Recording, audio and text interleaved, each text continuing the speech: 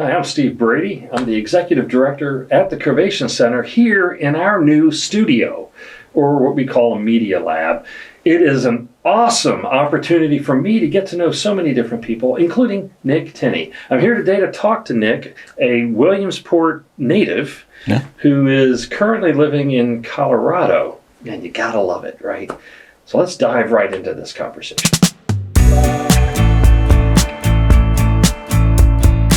Nick, welcome to the Covation Center. We had a great chat. Well, apparently we had a great chat about 5 or 6 years ago. Yeah. Do you mind just sharing how we first met? I think it was a connection between someone that we have. I can't quite even remember what that was, but Jerry Freer. Yeah. You know Jerry Freer. I think that's who it was. Yeah. But we just had an amazing chat that I could detect your energy about innovation and trying to bring opportunity to the Williamsport area. And that's what really hooked me. And I think, gosh, what would we sit for like over an hour and a half? It was like trying to pull each other away from our partners to being like, okay, we got to go. But we just kept talking, and it was such a refreshing view, hearing what you want to do compared to mostly what I was hearing at the time. And I appreciate you bringing that back up. And you came back in last week coming to us, having been out in Colorado and living in Colorado, and you knew about the Covation Center before it was the Covation Center. And that's what I thought was really cool. Yeah. And you shared with me your background. You started here, a lot of different things, but you really started as an engineer at what used to be called Primus. Yeah. What did you do there? What was your background at Primus? I started there when I was in high school. I had a friend of the family that saw the engineering competition I was in high school, and just thought he would give me an opportunity to kind of like flesh that out more. Brought me in, and I was just supposed to be cleaning up and kind of polishing the test systems and maybe organizing some books and folders and files, to when they asked me, can you do this? And I was like, yeah, I could do that. And it happened to be just wiring.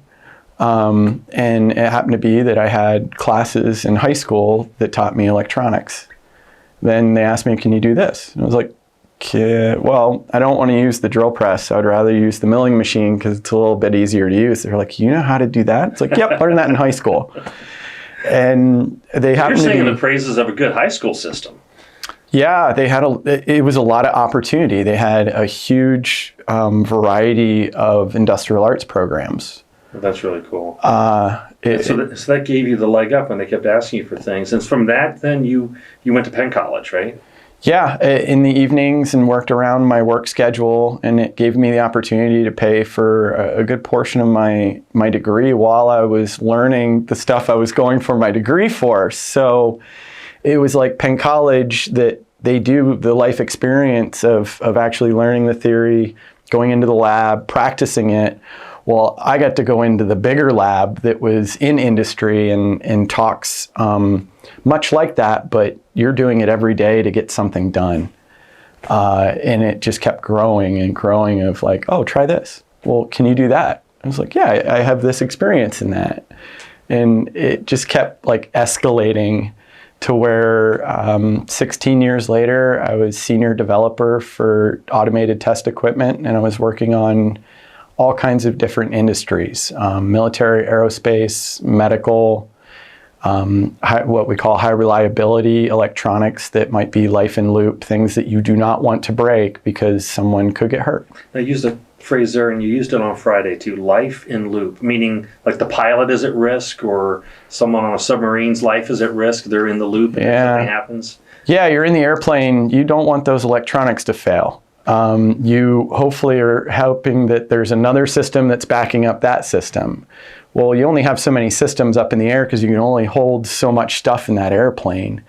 The engineering and the manufacturing behind it is what tells us exactly what the mean time to failure is for those electronics, and they're very wide for a plane.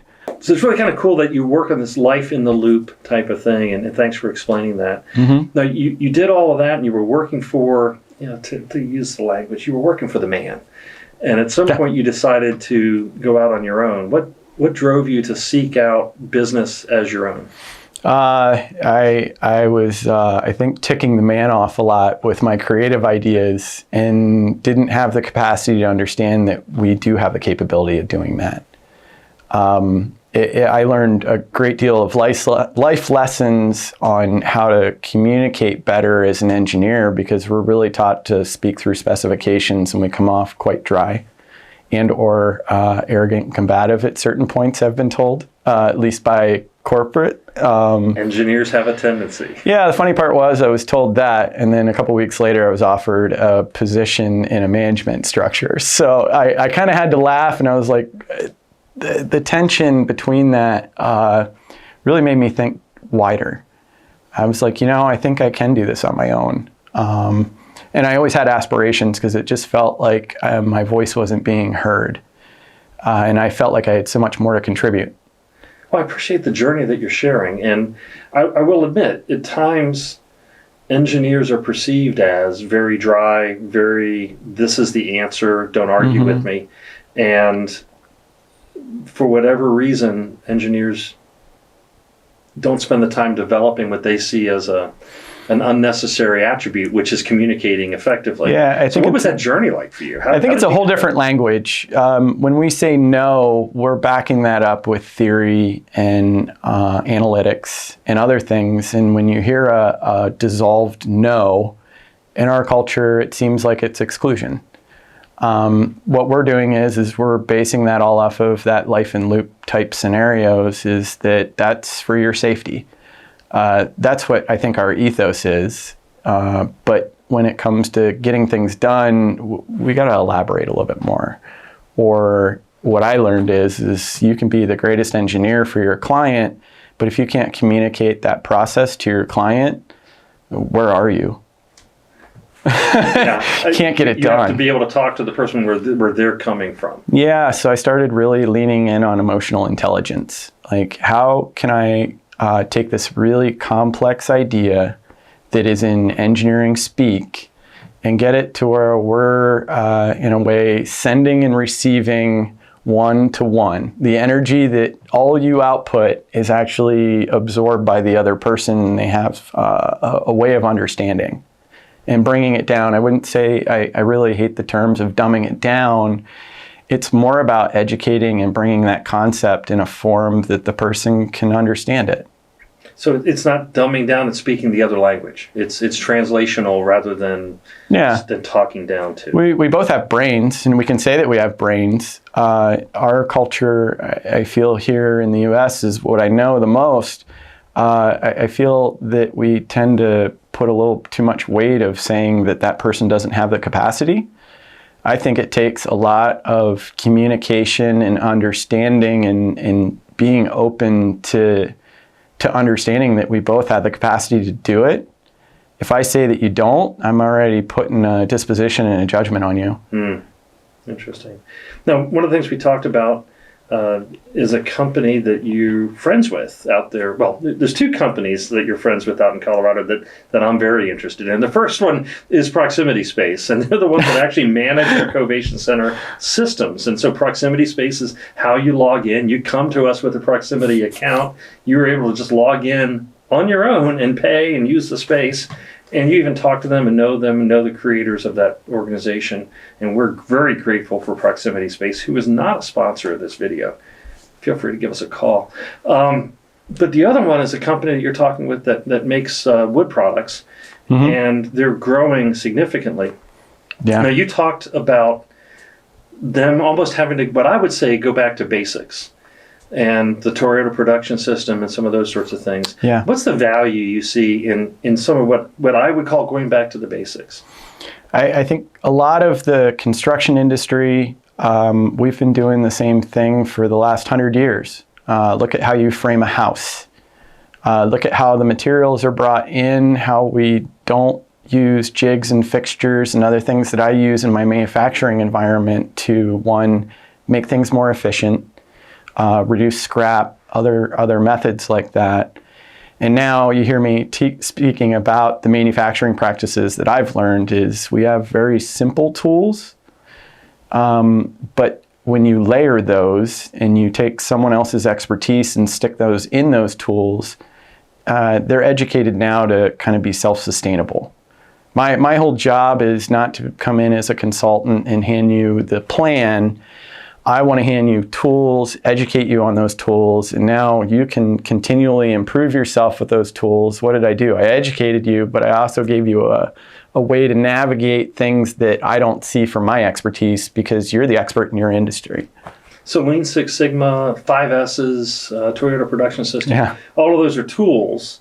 And so if we're talking about manufacturing or we're talking about a service industry or any of those sorts of things, like 5S's, really quickly, what does the 5S do for you in broad terms? It allows you to create a way to seeing, one, you're not tripping over stuff that you're not using. You're not having your employee walk across the plant for a tool, come back, and then start the process, like start into the process, or stop the process, come back and continue. All this is forms of waste. So one way to summarize the 5S's, because I can never remember what they all are. Yeah. It's essentially structuring what you do in a way that makes it cleaner, more easily moving between things and getting to the resources you need. I wish I could remember what the 5S's are. Yeah. Maybe Ann will put the little graphic with the 5S's spelled out or something. Yeah, it would be much better that way because a lot of it, you can get lost in kind of the process of it. I teach it, believe it or not. Yeah, I can't remember what they are. I try not to just put the acronyms across someone in a conversation because it doesn't really be impactful. What I want to tell them is that if you're looking for forms of waste, which are in many different ways that I've explained a little bit earlier, but... well, you mentioned motion waste, and you mentioned waiting is a waste. You have to wait for something that's a waste. Overproduction, because you can't establish what you need at the right time, that just-in-time manufacturing type theory. But you're identifying all these wastes in different forms. This allows you to get it so that your process, you only have the tools that you need. You can now focus on actually making the thing because you're not spending a lot of extra time trying to find all the tools or tripping over tools, like all these like weird things that happen in I would say the fog of production of, I got to get this part out and this rates to be successful and profitable in your business. Now, it's interesting. Like I said, I teach some of this stuff. I teach it for the Department of Veterans Affairs and the Veterans Health Administration. In one of the videos we have, it's a health organization, when they talk about the 8 types of waste, and they've narrowed it down to Tim U. Wood. Time, inventory, motion. Oh, I like that. In these various ones, and maybe we'll find the link and put it in the section below.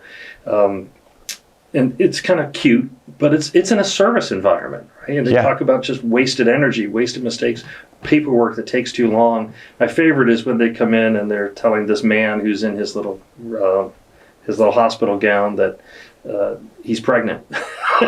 And he's like, no, I'm not. And the type of waste that goes into these mistakes that you make in the process. Yeah. What would you say are maybe the 3 key things you would want to leave our viewers with for innovation? If you want to encourage them to be innovative in the workspace, what would you say are some of the keys? Become an observer and be one that is also understanding of the current judgments you have of your personal self and the judgments that your industry has given you. What do you mean by that? Judgments the industry is giving you? We're told to do it a very specific way sometimes. It's just like growing up. You're told to do things in a very specific way, but then you kind of grow up and you start to realize that there's many other ways of doing it than what I've been told. Keeping your eyes open to opportunity. I feel in our culture we're kind of given a laundry list of things that burden us, but what if they're not actually real?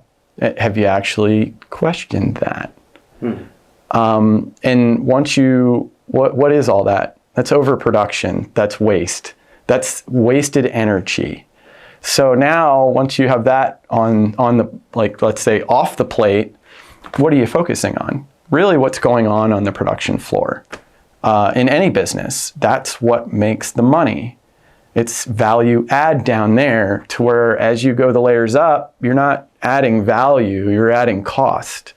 So if you can have the people on the line engaged, that by the end of the day, they actually feel like they contributed because they are.